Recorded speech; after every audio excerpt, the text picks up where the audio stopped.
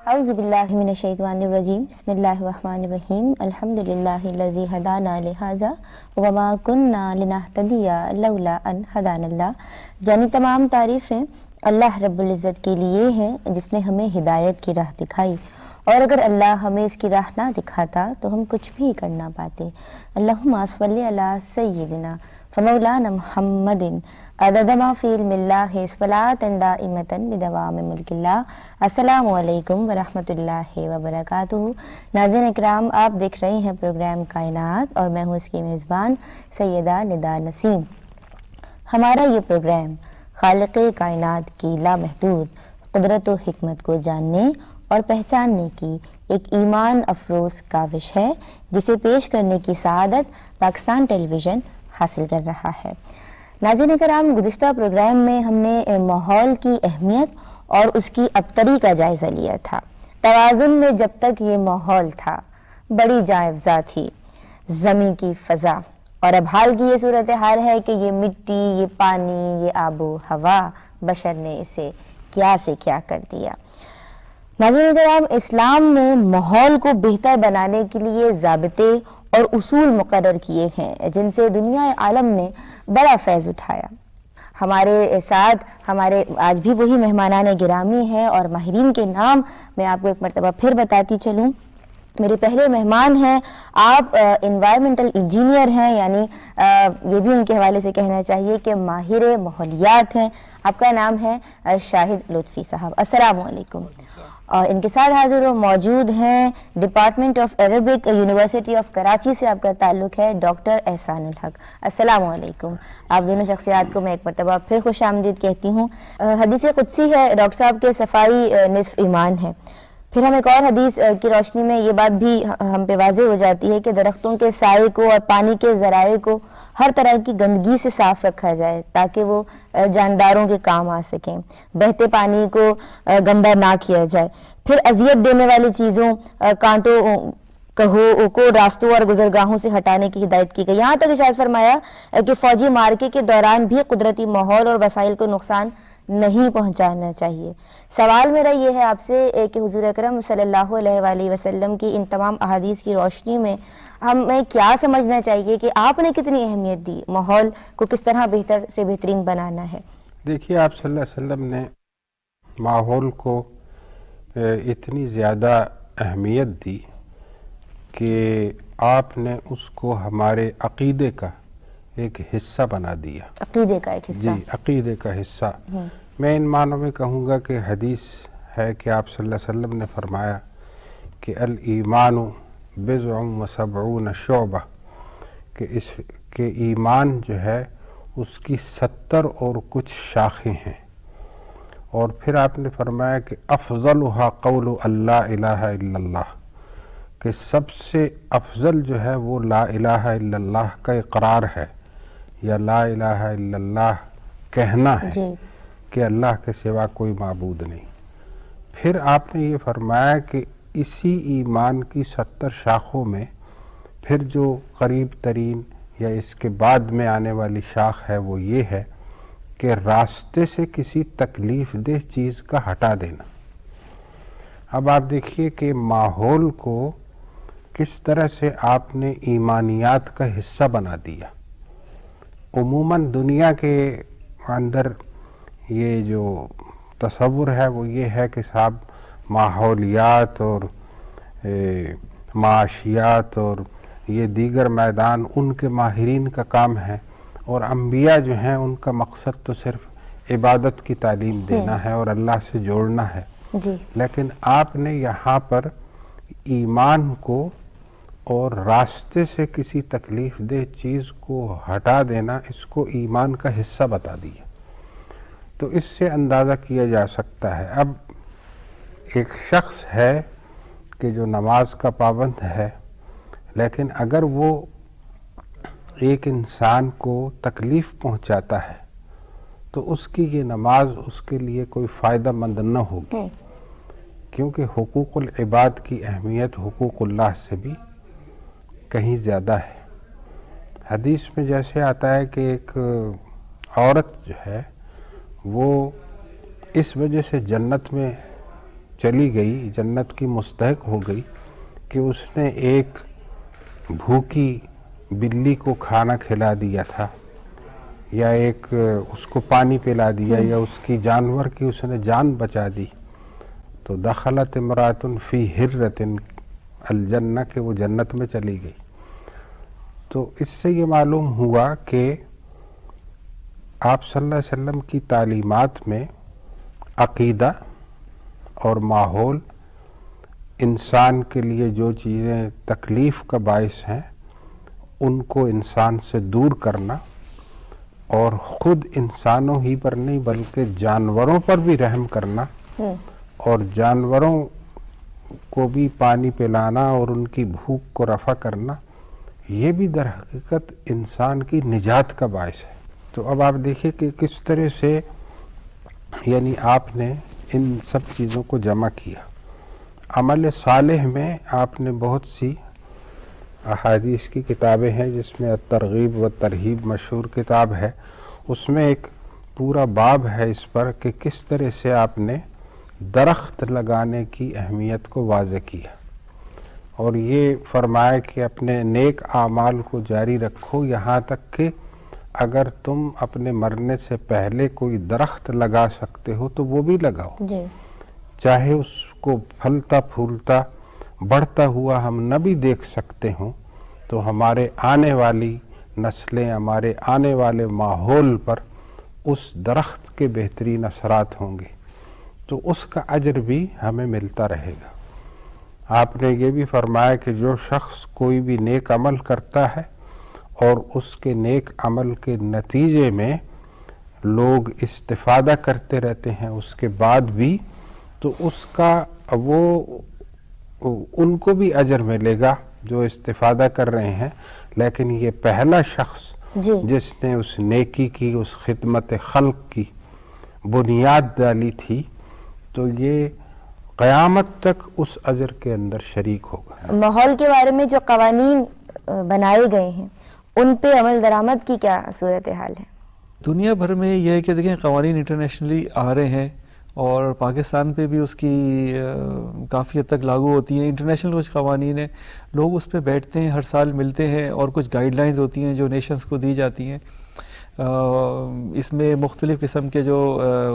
آپ کہیں کہ ٹریٹیز ہوئی ہیں، پاکستان نے بھی ان کو سائن کیا ہوا ہے، اور پاکستان ان قوانین پہ کسی طرح عمل درآمد کرتا ہے۔ ڈاکٹر صاحب، حضور اکرم صلی اللہ علیہ وآلہ وسلم نے ہدایت کی تھی کہ اپنے شہروں کو پھیلنے نہ دینا۔ حضرت عمر فاروق رضی اللہ تعالیٰ عنہ کے دور خلافت میں 3 بڑے شہر آباد کیے گئے، عراق میں کوفہ اور بصرہ، مصر میں فتات۔ تو اس کی فتات کی کھدائی سے جو آثار دریافت ہوئے ان میں ایک متمدن شہر کی تمام خصوصیات موجود تھیں۔ خلفائے راشدین کے دور اور قدیم اسلامی سلطنتوں میں ماحول کی بہتری کے لیے کیا اقدامات کیے گئے؟ جیسا کہ آپ نے اشارہ کی، دیکھیے یہ کامن سینس کی باتیں ہیں کہ اب آپ ایک شہر ہے جس کی آبادی لامتناہی طور پہ یعنی بڑھتی چلی جا رہی ہے، تو اس میں پھر ظاہر سی بات ہے کہ صفائی ستھرائی کے انتظامات اور دیگر امیونٹیز جو ہیں، جو سہولتیں ہیں، ان کی فراہمی وہ بہت مشکل ہو جائے گی۔ جیسا کہ آپ نے فرمایا کہ اپنے شہروں کو زیادہ پھیلنے نہ دو، نئے شہر آباد کرو، تو اس کی حکمت یہی ہے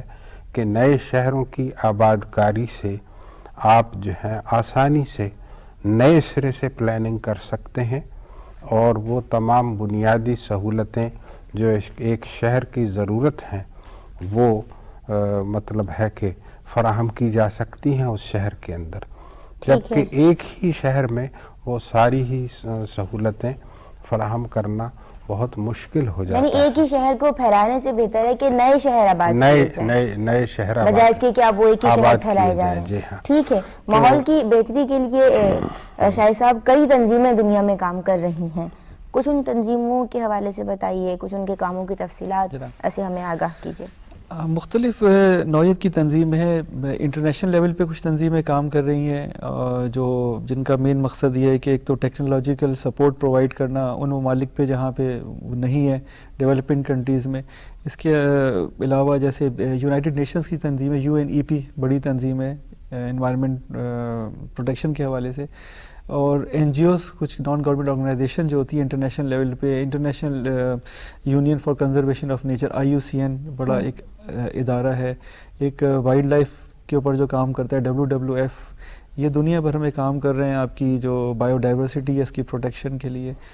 اور اس کے علاوہ ریجنل لیول پہ لوگوں نے اپنے جو ملکوں نے اپنے ریجن, کیسے پاکستان ہم ساؤتھ ایشیا کے اندر یہاں آتے ہیں تو ساؤتھ ایسٹ ایشیا میں ہمارا مختلف ریجنل تنظیمیں بنی ہیں. پاکستان ہے, انڈیا, ایران, مالدیو, سری لنکا, بھوٹان, ہم لوگوں نے ایک ریجن کچھ ماؤنٹینز کی پروٹیکشن کے لیے, سمندروں کی پروٹیکشن کے لیے, تو مختلف تنظیمیں ہیں جن کے اپنے ایجنڈا ہوتا ہے اور اپنا ورک پلان ہوتا ہے. تو اس کے اوپر یہ مختلف اس میں سال میں یا منتھلی بیسس پہ میٹنگ بھی کرتے ہیں اور یہ اپنا لے کے آگے چلتے ہیں. اس کے علاوہ آپ دیکھیں کہ دنیا بھر میں ان تنظیموں نے کچھ دن بنا رکھے ہیں, جیسے انوائرمنٹ ڈے, حال ہی میں ارتھ ڈے آپ کا گیا ہے, انوائرمنٹ ڈے ہے, پھر ماؤنٹینز ڈے ہے, بایو ڈائیورسٹی, اس طرح کی ڈیز مختلف آتے ہیں. اور اس کے اوپر یہ ہے کہ میڈیا بھی کافی اس کے اوپر ایکٹیو ہوتا ہے, اور انٹرنیشنلی اور لوکلی تنظیموں کو, اور اس پہ خاص بات یہ ہوتی ہے کہ انٹرنیشنلی موٹیویشن کے لیے دن کریٹ کیے گئے ہیں تاکہ موٹیویشن, اور دنیا بھر میں ہر آدمی ایک ہی تھیم پہ کام کر رہا ہو, اور اس سے پھر لوکل جو NGOز ہوتی ہیں ریجنل اور لوکل لیول پہ, ان کو ایک سلسلے میں, ایک کڑی میں, ایک لنک میں جوڑا جائے. بہتر. تو زمین کو جنت ارضی بنانے کے لیے ہم جو بلکہ آج کے نوجوانوں کی کیا ذمہ داری ہیں؟ میرے خیال میں آج کے نوجوانوں پہ اس کا کافی زیادہ ان کے کندھوں پہ ذمہ داری آتی ہے. اس کی وجہ یہ ہے کہ اگر ہم دیکھیں سیلفش تھوڑا سا ہو کے بھی ہم سوچتے ہیں اگر, تو انہوں نے آگے جینا ہے. ویسے موت اور زندگی اللہ تعالیٰ کے ہاتھ میں, لیکن ہم ایوریج پہ اور اس کے اصول پہ ہم جاتے ہیں تو نوجوانوں میں ہی آگے لے کے جانا ہے. اور انوائرمنٹ میں ایک بڑی اچھی ایک مثال یہ چلتی ہے کہ جسٹیفیکیشن سسٹینیبل ڈیولپ, پائیدار ترقی کی, کہ یہ جو دنیا ہے یہ بیسکلی ہم نے بورو کی ہوئی ہے, جو ہماری نسل نے اپنی آنے والی نسل سے یہ دنیا بورو کی ہوئی ہے, اور امانتاً ہم کو اس کا حق یہ ہے کہ ہمیں اسی طرح ان کو ہم نے دینی ہے جس طرح ہم نے جس کنڈیشن میں لی تھی. ہم اس میں اگر پالیوٹ کر کے اور اس میں خیانت کر کے ان کو دیں گے تو یہ پکڑ ہوگی. تو آنے والی نسل کے کوئی ذمہ داری زیادہ بنتی ہے, اور اس کے لیے ایکشن پلان یہ ہے کہ سب سے پہلے وہ اپنے سسٹم کو سمجھیں کہ سسٹم چل کیسے رہا ہے. سسٹم کو چلنے کا جب وہ دیکھیں گے جی یہ میری, اور یہ زندگی کے ساتھ ہے, جیسے بھی ڈاکٹر صاحب نے باتیں کی, آپ دیکھیں گے یہ کوئی دو مختلف چیزیں نہیں ہیں کہ ہم اپنی زندگی کو اور اسلام کو علیحدہ دیکھیں اور انوائرمنٹ کو. ایک ورڈ آپ نے سنا ہوگا اکثر, ایک یہ ہے کہ کراس کٹنگ ایشو ہے, انوائرمنٹ کراس کٹنگ ہے. یہ کوئی علیحدہ سبجیکٹ نہیں ہے کہ کتاب کا آخری سوال جی چیپٹر نمبر 10 آ گیا انوائرمنٹ. یہ آپ کی ہر چیز میں اس کو, یہاں تک کہ آپ دیکھیں کہ ایک چھوٹے سے گاؤں میں لوگ جو اپنی ایکٹیویٹیز کر رہے ہیں, فصلیں اگا رہے ہیں, ان پہ کیا اثرات ہیں ان کے پیسٹیسائڈ یوز کرنے کے, واٹر کے, وہاں سے لے کے جو لوگ اپنی مطلب کائنات سے باہر نکل رہے ہیں, چاند پہ جا رہے ہیں, بیونڈ چاند آگے جا رہے ہیں, مریخ, مارس پہ, وہاں بھی انوائرمنٹ آ رہا ہے. ایک اسپیس جنگ کے نام سے چیز آئی ہے جی, کہ بہت سارے سیٹلائٹ بھیج دیے گئے ہیں, اسپیس کے اندر کوڑا کرکٹ جمع ہو رہا ہے. تو یہ سب ماحولیات کا ہی پارٹ ہے. تو آپ اپنے پہلے سسٹم کو سمجھیں اور اس سسٹم کا پورا شعور حاصل کریں, اور پھر یہ دیکھیں خرابی کہاں سے آ رہی ہے اور میں کیسے کنٹرول کر سکتا ہوں. بے شک. مسند احمد کی ایک حدیث کے مطابق آپ صلی اللہ علیہ وآلہ وسلم نے ارشاد فرمایا کہ اگر قیامت اس حالت میں آ جائے کہ تمہارے ہاتھ میں ایک پودا ہو تو بہتر ہے کہ پہلے وہ پودا لگا لیا جائے. تو شجر کاری سے ہمیں بات سمجھ آ گئی کہ ماحول کو بہتر بنایا جا سکتا ہے. اس سلسلے میں آپ ہماری رہنمائی فرمائیے کہ حضور اکرم سرور دو عالم سیدنا احمد مجتبی محمد مصطفیٰ صلی اللہ علیہ وآلہ وسلم کے کیا ارشادات ہیں؟ جیسا کہ آپ نے اشارہ کیا اور اس سے پہلے جو میں نے عرض کیا تھا کہ اصل میں آپ نے, اور جیسے بھی ڈاکٹر صاحب نے بھی, لطفی صاحب نے بھی بتایا کہ یہ ہم آپ کی جو تعلیمات ہیں اس کو بائیفرکیٹ کر کے الگ الگ کر کے نہیں دیکھ سکتے. آپ نے دیکھیے شجر کاری کے سلسلے میں جو تعلیم دی, وہیں پر آپ نے یہ بھی تعلیم دی کہ راستے سے کسی تکلیف دہ چیز کو ہٹا دینا, یہ بھی ایمان کا ایک حصہ ہے. تو اس کا مطلب یہ ہے کہ ہماری جو خرابی ہے جس کی طرف اشارہ کیا وہ یہ کہ ہم نے چیزوں کو الگ الگ کر دیا, ورنہ یہ ہے کہ جو کلیکٹیویٹی جو ہے اس حوالے سے اگر ہم دیکھیں تو ماحولیات کا بہت گہرا تعلق ہماری معاشیات سے ہے، اور ہماری معاشیات کا گہرا تعلق ہماری سیاسیات سے ہے۔ تو ایک جو کلیکٹیو جو نظام، جو آپ صلی اللہ علیہ وسلم کی تعلیمات کی خصوصیت یہ ہے کہ آپ نے چیزوں کو الگ الگ کر کے یہ نہیں فرمایا کہ اس پر تم عمل کر لو، بلکہ کہا کہ ادخلوا فی السلم کافہ، کہ جو تعلیمات میں لے کے آیا ہوں، جو اسلام ہے، اس میں تم پورے کے پورے داخل ہو جاؤ۔ تو اب عرض کرنے کا مقصد یہ ہے کہ ہمیں یہ چاہیے کہ ہم اپنے دین کو بحیثیت ایک مکمل نظام زندگی کے جو ہے سمجھنے کی کوشش کریں، اور جو چیلنج ہمیں درپیش ہے اس وقت ہمارے سیاسی، معاشی، خاندانی نظام کو بھی، اور اسی میں ماحولیات بھی آ جاتا ہے، تو وہ یہ ہے کہ یہ گلوبلائزیشن ہے، جو عالمگیریت کا جو چیلنج ہے وہ ہر چیز میں دخل انداز ہو رہا ہے، اور اس کی قیادت اتفاق سے ہمارے پاس نہیں ہے۔ اس کی قیادت جو ہے وہ ان طاقتوں کے پاس ہے کہ جو منبع ہیں عالمگیریت کے اس نظام کو پیدا کرنے کا۔ وہ دیکھنا ہے کہ اس نئے تناظر میں اور اس نئے گلوبلائزیشن کے اس نئے یعنی جو چیلنج ہمیں درپیش ہے، ہم کس طرح سے ان سے استفادہ کر کے پوری دنیا کو یہ میسج اسلام کے حوالے سے پہنچا سکتے ہیں، اور کس طرح دنیا کی رہنمائی کر سکتے ہیں کہ ہم اس بڑی تباہی سے بچیں کہ جو میٹیریلسٹک اپروچ کی وجہ سے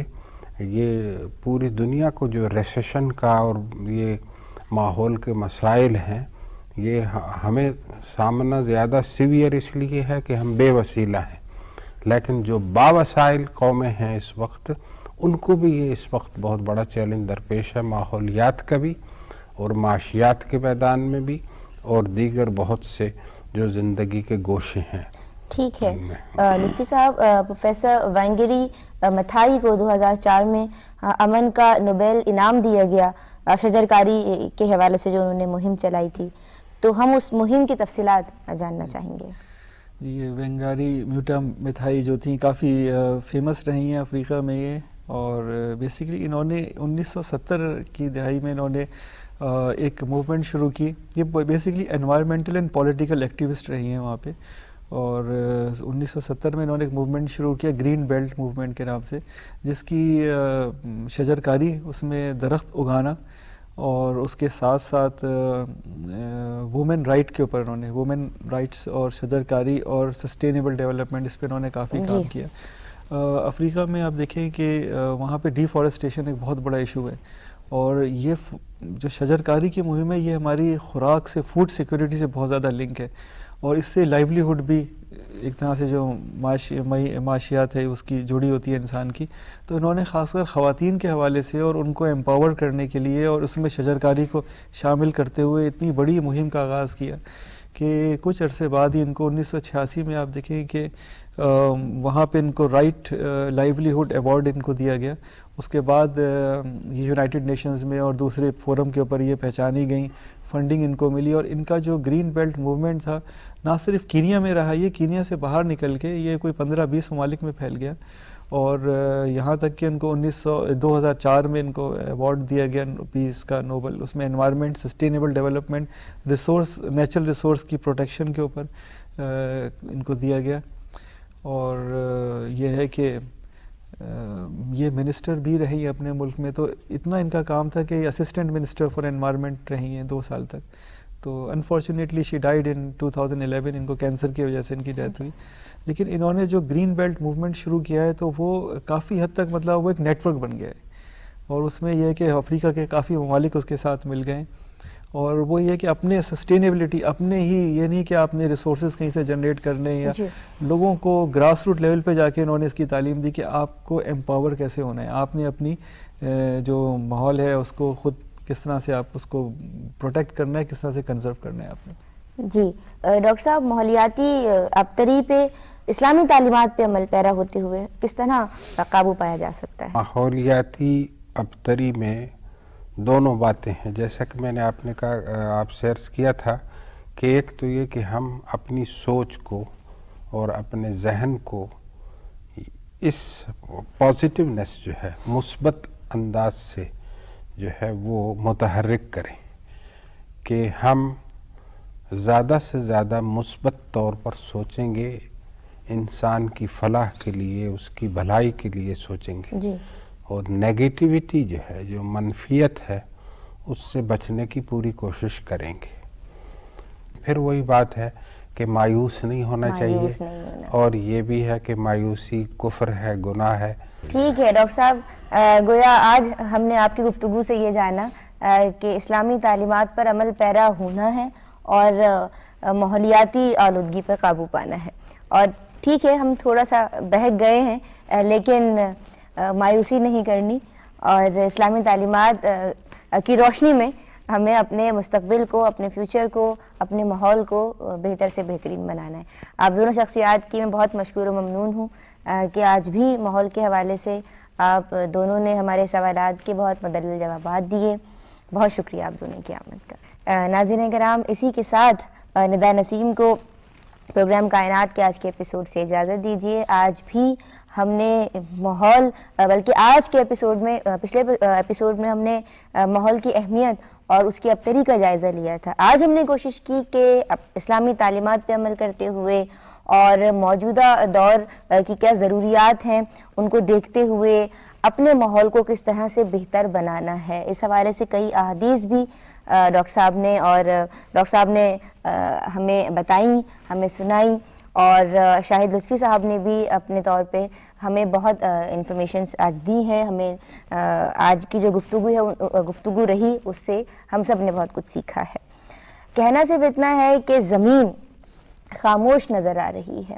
لیکن خاموش زمین خاموش نہیں ہے، یہ ہم سے کچھ کہہ رہی ہے۔ کیا کہہ رہی ہے؟ میں کوشش کر رہی ہوں کہ آپ تمام تک اس کی فریاد پہنچاؤں۔ یہ کوہ، یہ دشت، یہ سمندر، یہ کوہ، یہ دشت، یہ سمندر، پاکیزہ ہوا، سجیلے مناظر،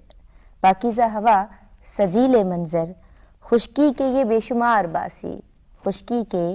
یہ بے شمار باسی، پانی کے یہ انگنت شناور، یہ پھول تتلیاں بھنورے، یہ پھول تتلیاں بھنورے، آثار بہار ہر قدم پر، کچھ ان کی بقا کا حل نکالو، کچھ ان کی بقا کا حل نکالو، سنتے ہو زمیں کے رہنے والوں، کہتی ہے زمیں مجھ کو بچا لو، کہتی ہے زمیں مجھ کو بچا لو۔ اجازت دیجیے، فی امان اللہ۔